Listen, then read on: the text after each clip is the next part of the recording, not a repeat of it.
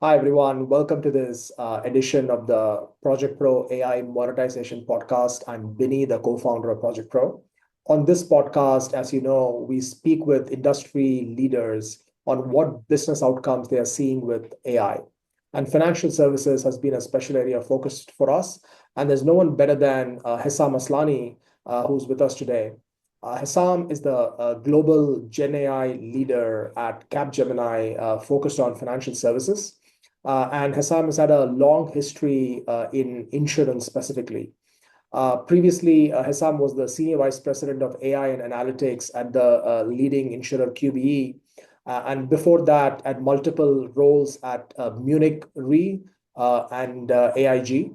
And previously, Hesaam got his PhD and master's from Stanford. Thank you so much for taking time to do this, Hesaam. Nice to have you Thank on you the for show. having me. Thank you. Awesome. Uh, Hassam, in your leadership role at Capgemini, you've had exposure to a broad range of AI use cases. What are some of the most successful transformation case studies that you've seen in financial services broadly, but also specifically insurance domain?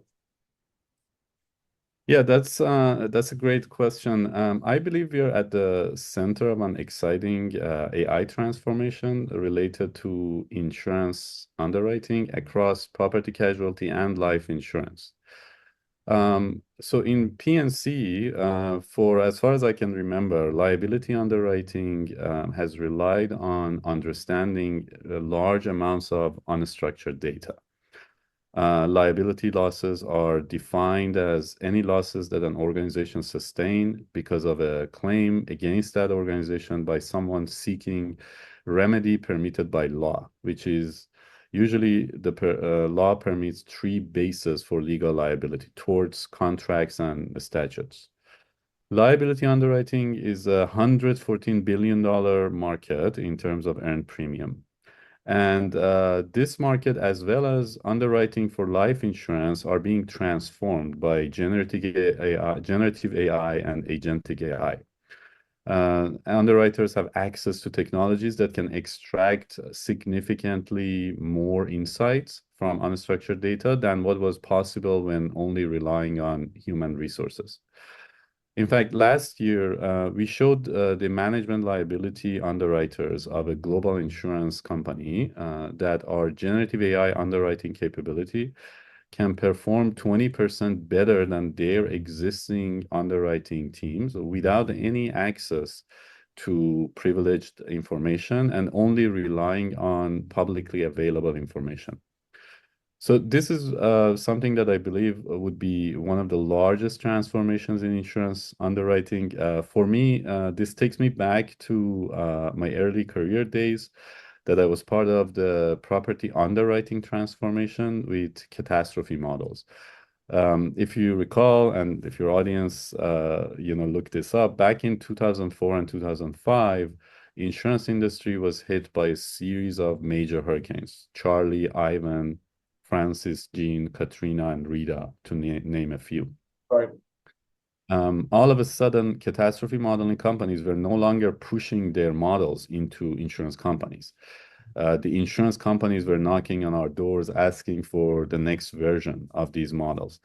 I believe this next transformation in insurance underwriting and in general, leveraging AI across insurance value chain would be even bigger and more exciting. Got it. And one of the things you mentioned is just the large amount of unstructured data as part of the liability claims. Could you give us a sense of what are the different types of unstructured data? What is in this thing, usually when these claims come about? Sure. Yeah. So there are, kind of multiple parts of and types of unstructured data in that we look and we review. Some of the common ones like emails. Obviously, emails come with a bunch of attachments. So these attachments can have, any information from, kind of a handwritten description of what happened as an attachment Yeah. to some, kind of report from, from an authority about, details on the incident. And in addition to that, there is like unstructured data out there that you can essentially tap into and augment your understanding of the incident, or even your understanding of kind of the line of business that you are looking into for insurance. So news like is something that is very popular, like tapping into news and being able to really look into this. Yeah. Okay. Makes sense. And Hassan, for some of the people here who don't understand insurance in detail, right? At a high level, we understand that insurance is, I buy protection for something, I pay premiums, the insurance company reinvests that money and then kind of pays me back whenever I have a claim. But underneath that, if you had to go one level deeper, what are some of the workflows that happen inside a traditional insurance company to kind of manifest that? Yeah, so there are multiple, workflows, and depending on what you look at, like in property casualty, different line of businesses, in life insurance, different type of, products. These workflows can change vastly, and also depending on the geographies that you're actually, kind of operating and providing these services. So one of the core workflows is around underwriting, from kind of document submission and intake, all the way to kind of binding the policy and offering the coverage. Then there is the claims workflows, from FNOL, like first notice of loss, all the way to whether the claim is accepted or rejected, and all the way to kind of payments and other like kind of directions that a claim submission can go. One of the key areas in insurance, which in fact there are some staggering, kind of numbers out there about them, is insurance fraud. So Yeah. fraud detection is another, kind of important workflow that insurance companies try to get better and better at, and try to really, kind of reduce the number of, fraudulent activities. Back in 2023, the Coalition Against Insurance Fraud actually estimated that just in the US, the total annual, amount of insurance fraud is at $308 billion. So for pretty much for 10% of the submissions related to claims, there are fraudulent activities. Wow. There are other, kind of workflows, obviously, kind of corporate related workflows like financial reporting, financial regulatory reporting, as well as, business line specific workflows. Mhm. Makes sense. While earlier, I mean, you had rule-based systems that were helping you process all the unstructured data that came in. What were some of the key inefficiencies in these rule-based systems that you see Gen AI helping you with right away? So essentially, some of the inefficiencies that we see in in rule-based systems are, you have to keep updating your rules as things change, right? So that makes the the cost of ownership for this solution pretty expensive.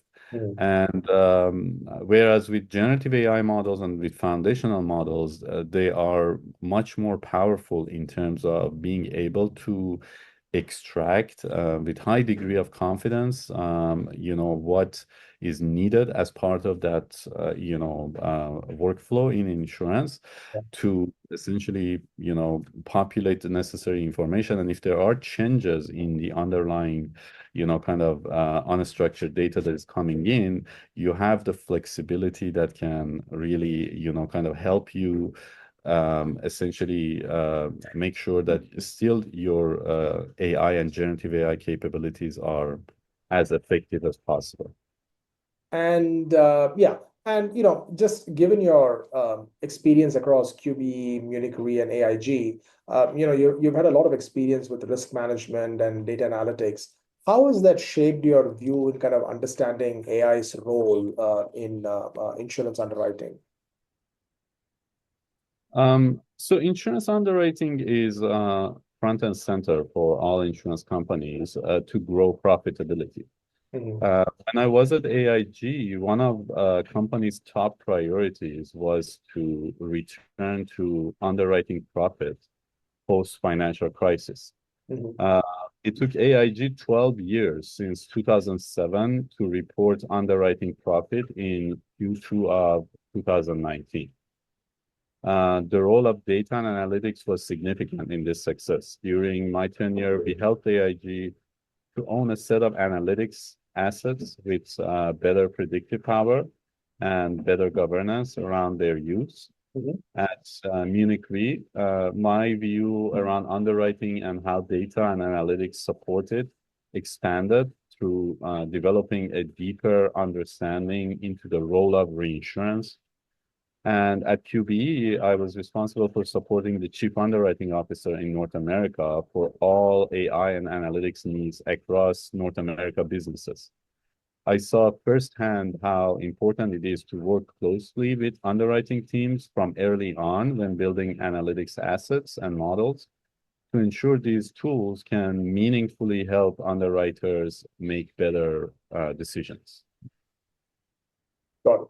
And how have you seen, because of increase in underwriting efficiency, measurable outcomes either in increasing of sales or lower expenses? Are there specific instances you can recall of those? Yes. So essentially, when it comes to introducing AI into these workflows, specifically generative AI and AI models can help with 7 pain points across the underwriting process. So it can increase the success rate in straight-through processing. It can reduce manual intervention for underwriting reviews. It can reduce overlaps in different forms and kind of submission intake overlapping questions that exist. So that can both improve the customer experience, and it can also bring in efficiency into the underwriting. It can increase the accuracy in identifying non-disclosure and misrepresentation cases, which is kind of very important. As I mentioned, it can also help with reducing the fraud detection in the organization, with reducing the fraud cases in the organization, not fraud detection. It reduces unnecessary reflexive questions from underwriters as part of the underwriting process. Essentially, it provides an ability to leverage unstructured data sources that we talked about. What is now possible with these new foundation models is that you can extract meaningful insights from any shape and form of unstructured data. It could be a bunch of text followed by some images. It could be tables. It could be handwritten notes, and so on and so forth. And lastly, the AI and generative AI can improve your customer experience during the underwriting process, both due to the fact that the process gets a lot more simplified and streamlined, and also due to the fact that you're going to end up with better pricing with all of this wealth of additional insights that come into your process. Makes sense. All of these use cases, Hesaam, sound like pretty mission critical use cases, right? Now, and from my limited experience, I've noticed that whenever we implement AI use cases, it's fairly easy to get to a solution which is about 60-70% accurate, and it's really difficult to get the last mile, like 80, 90, 100% accurate. But in things like insurance, how do you look at it? I mean, is 70% accuracy enough? Is 80%, 90%? How do you look at AI systems in insurance use cases with various degrees of accuracy, especially with GenAI, where it's slightly unpredictable?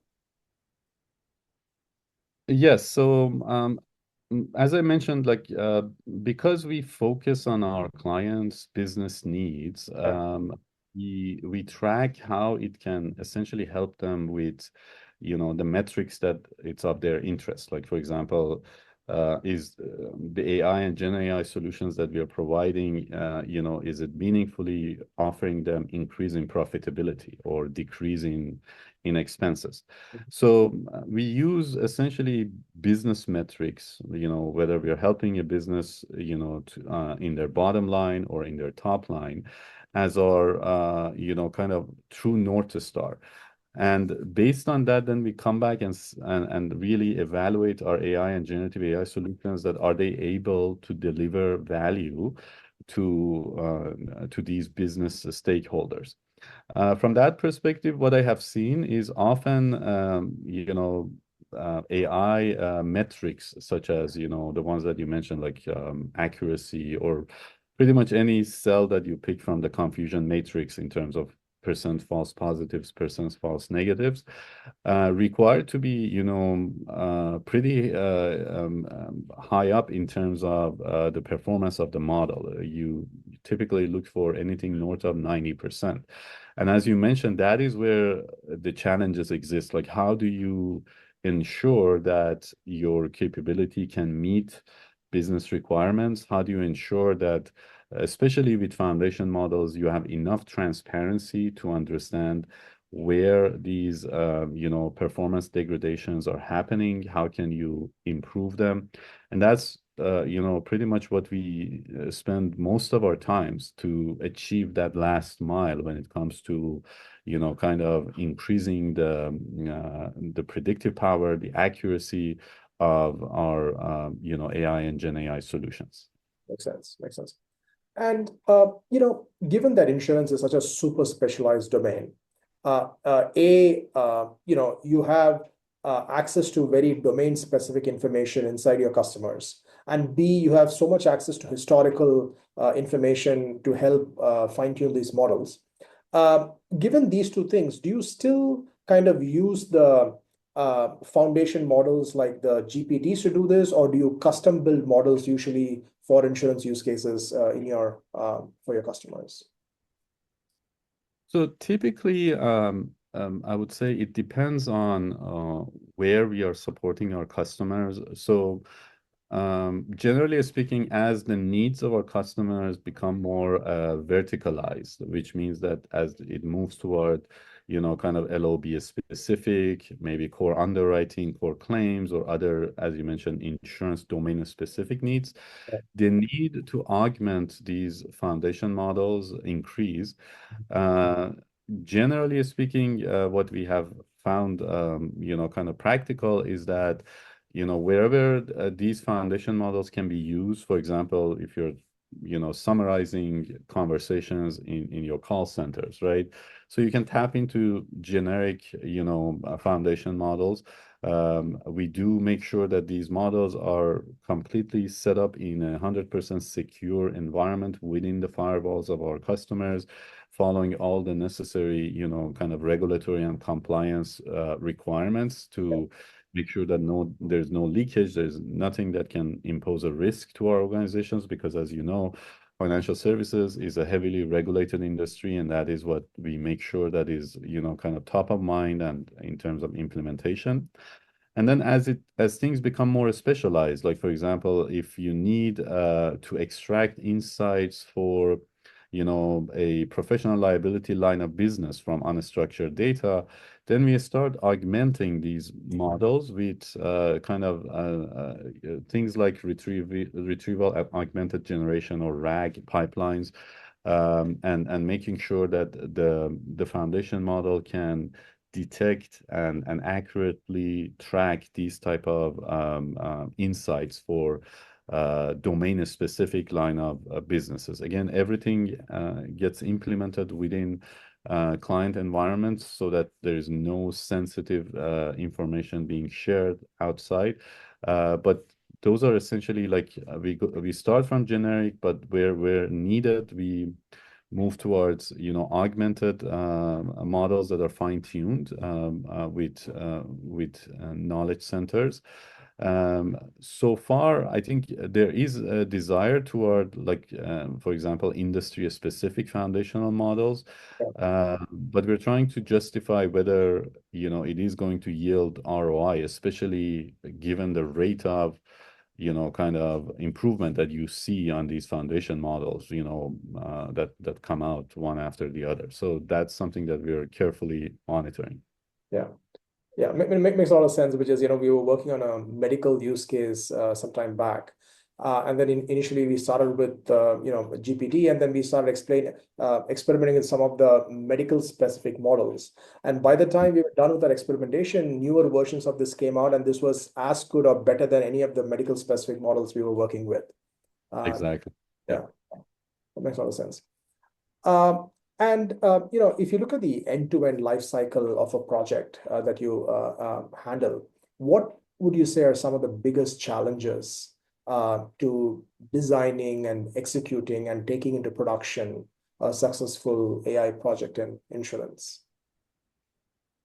I would say, one of the biggest challenges that we tend to focus on and make sure that we get it right is understanding the business problem really well and being able to translate it into how AI and generative AI can solve that business problem at a scale.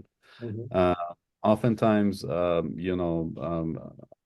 teams have a tendency, especially if you come from a strong technical background, have a tendency to jump into, kind of the technology and try to, test out a bunch of models and see, which one is going to work. And the risk that you would face if you follow that approach is that you come back with, I would say, I would call them like more point solutions. Like maybe it can handle one case Mhm. of the entire business requirement spectrum. Yeah. So that's why I think it's really important to, understand, because most of the problems that we want to solve for our clients, on the business side of our clients, they're living with these problems day in and day out, Yeah. right? So you could imagine that from their perspective, they're fairly advanced in their thinking about that. Okay, these are the problems that I'm dealing with. These are the temporary workarounds that I'm, kind of look into, and then they solve these in their business processes at a scale, right? So all of this should be understood before solutioning, right? So that when you design a solution, the solution is really helpful Mhm. to, to the business function, that they say that yes, it can cover all of the different, pain points that you envision as part of this bigger problem. And it is like not a, I would say it is not a preferred, I would say, line of thinking or working for our developers and folks with technical background, because they're really good at, okay, let me just code this up and I want to, like, get this out. But taking your time, understanding that, then coming back and have a, kind of a project plan, a product plan that can really meet the business needs, I think is, both for me, is exciting, and is something that I have always found as one of the key challenges to tackle head on, to make sure that, what we deliver to our clients is of maximum use to them. Yeah, that's very well said. I think working in the right direction is a lot more important than working hard in the wrong direction. So yeah, makes a lot of sense. At Capgemini, you look at a variety of projects, and as a system integrator, you kind of look at the entire value chain of a project as well. As the Gen AI tool stack evolves, what are some places where you see large problems where you're hoping new tools will emerge to fill in the Gen AI tool stack? I think this is a great question. I think the way AI and generative AI capabilities are evolving, we are moving toward, essentially, financial transformation, if you will. Like we will see two things. One is that some of the existing business processes, anywhere from underwriting to financial reporting to even HR, hiring, everything getting, much more I would say, effective and efficient and powerful with AI and generative AI. So I see that transition into really, business processes transformation. Some people essentially think about AI and generative AI transformation the same way that internet transformed how we, interact and communicate and how we conduct business. Yeah. I tend to agree with them. I think this is what we will see, and on top of that, what is exciting is that I think some of these processes we will see that they will get reimagined. Mm. Uh, so I think it was a couple of years ago. I was reading this book called Age of AI Okay. by Henry Kissinger, Eric Schmidt, and Daniel Huttenlocher. Oh, wow. And they talk about how AI has expanded the boundaries of chess by finding moves that human grandmasters had never conceived. Mm. Or another AI discovered a new antibiotic by analyzing molecular properties that human scientists didn't understand. I think in financial services, over the next 3 to 5 years, maybe even sooner, we will see some of the workflows reimagined, Mm. based on these, new AI and generative AI capabilities and how they interact and how they solve some of these business processes problems. Mm. No, that's a great point, which is as these models becoming more powerful, entire processes get reimagined. Um, uh, if you could create any AI-based financial services product, do you have a favorite on what problem you would solve with it if you could create one? That's a great question. I think my preferred approach to create an AI product for financial services is find out, where AI products can maximize value to our clients. Mhm.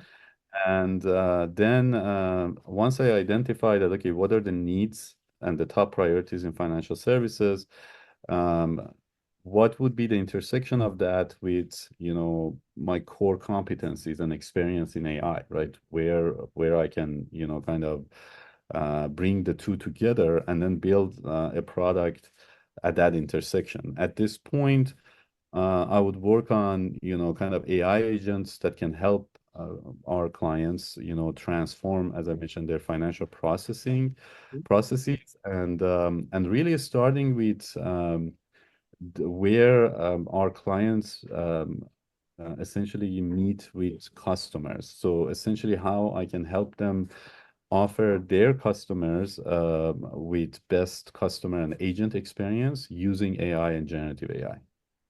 Makes sense. And every time one of these new models, foundation models come out, there is a whole explosion of new capabilities that's possible with these models. What do you do then to the use cases you just released last week? Like, do you go change it, whole new things that was not possible as possible? How do you think about that when you design these platforms? This is a great question. I think this is where we, differentiate compared to some of the other service providers in financial services. And maybe this is, kind of a little bit of a different perspective to share with you. Our North Star really is our clients' business problems and needs. And we then leverage AI capabilities to solve for those problems. Um, as a result, with new capabilities, we make sure that we can solve our clients' business problems more effectively. So we don't necessarily chase every model capability to come up with new use cases. For example, in insurance, we know that some clients have challenges related to high expense ratios. Some others have challenges related to high loss ratios for some of their line of businesses that they offer products.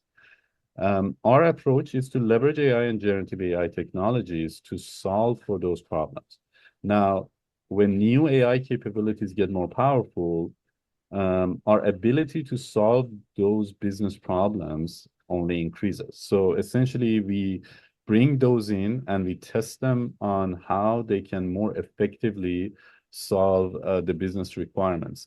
This way, I think because our focus is on our customers' business needs, they would experience essentially more efficiency, better predictive power, as opposed to a little bit of like being uncomfortable that, oh my God, a new technology is out, and is it going to completely change what I prioritize in terms of the use cases or where I invested in technology. So it offers them a much better return on investment for their, kind of technology and AI and generative AI, vision. Yeah. So it's been about 24 or 30 months since the whole Gen AI hype cycle started, though we were using other versions of AI earlier. And you're at the frontier of servicing Fortune 50, Fortune 100 companies. What is the general feeling or consensus about, has AI delivered the ROI or outcomes people were expecting? Or is there a gap? What are they looking to see? What are you hearing? I think the general sentiment that I get is not yet, but we will see, kind of those rewards happening fairly soon. Yeah. Uh, I think the return on investment in financial services requires a little bit more time for three underlying essentially factors. Yeah. One is complexity of financial industry and its business processes. So you have some of these, companies being around for more than 100 years, right? So they have really complex processes that has, as their businesses grew, those complexities also grew. You have some of these companies operating in, many geographies, so they had to make sure that everything is supported in those geographies. So these, I would say, complexities and, kind of history means that it requires a little bit more time for, for them to be able to realize the benefits from investing in AI and generative AI. The second factor is I feel like some of our clients at the leadership level, they feel like they need more, I would say, inputs from companies like us to help them navigate, all the changes that is happening in AI and generative AI and how fast it is happening, right? So as you mentioned, we are in a hype cycle for AI, for generative AI post, Chat GPT, and all of a sudden there could be another, major release that can really take things to another level. So they are like kind of trying to see how best they should invest, because you could very well, if you don't make an informed decision in your investments in this domain, you could be investing in some obsolete technologies that become obsolete really soon, right? So that requires leadership in these companies to really take their time, and that is also contributing to the time needed for AI and generative AI, providing them with benefits. And the last factor that I would say is also causing a little bit of, kind of longer term to realizing benefits is many of the AI and generative AI companies, they focus on technology, more than solving business problems, right? So that also translates into that when they get the opportunity to solve the business problems, they may not even know it. They are confident that, okay, we have got the latest and the greatest technologies in our generative AI toolkit, and it's going to work. Pretty much, most of the time that is not the case. Once you understand where each of these large organizations are playing in the market and how they are playing in the market, translating those into your AI and generative AI solutions to help them, kind of solve their workflow problems or any other challenges that they have, it takes time. So for those three reasons, I think uh, realizing benefits will happen fairly soon, but it hasn't happened just yet. What are you most excited about as you see towards the future of AI in terms of use cases or technologies that you're seeing? Um, I think, yeah, that's a great question. I'm actually very excited about how generative AI and agentic AI are going to transform underwriting in insurance.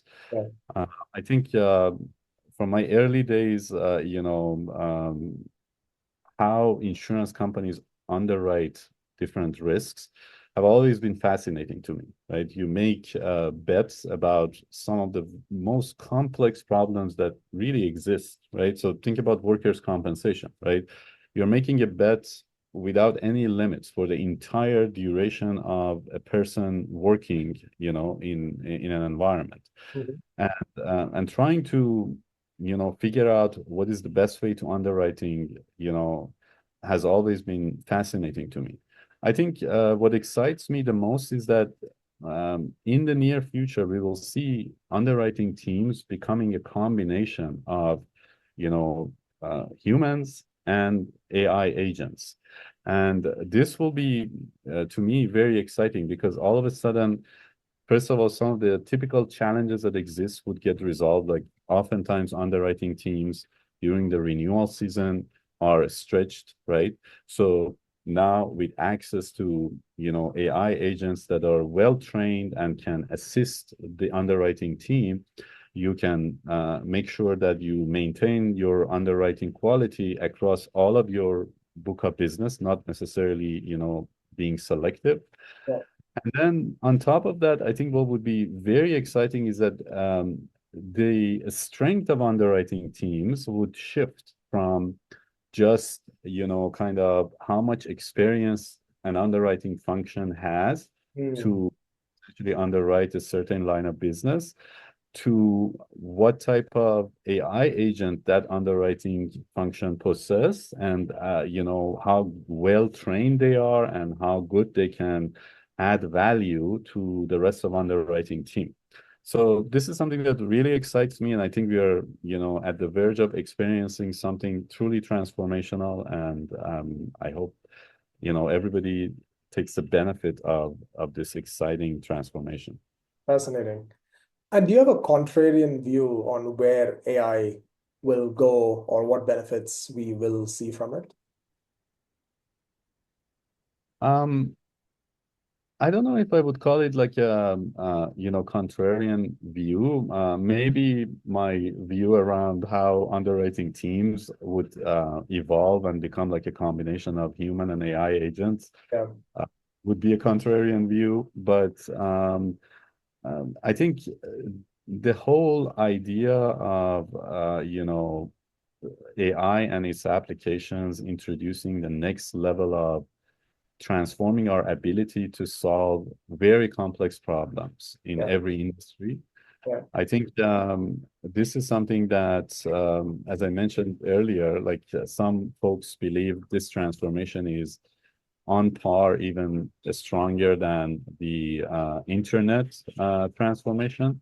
Yeah. And I tend to agree with them. I think this is going to be truly impactful. And you know, of course, there would be some hypes and some cycles, but there would be a foundational shift towards, leveraging AI and Gen AI. Fascinating. Amazing times we are living in. Yeah. Uh, on that note, Hesaam, thank you so much for doing this. This has been very insightful. Really appreciate it. Thank you very much. Thank you for having me. Yeah.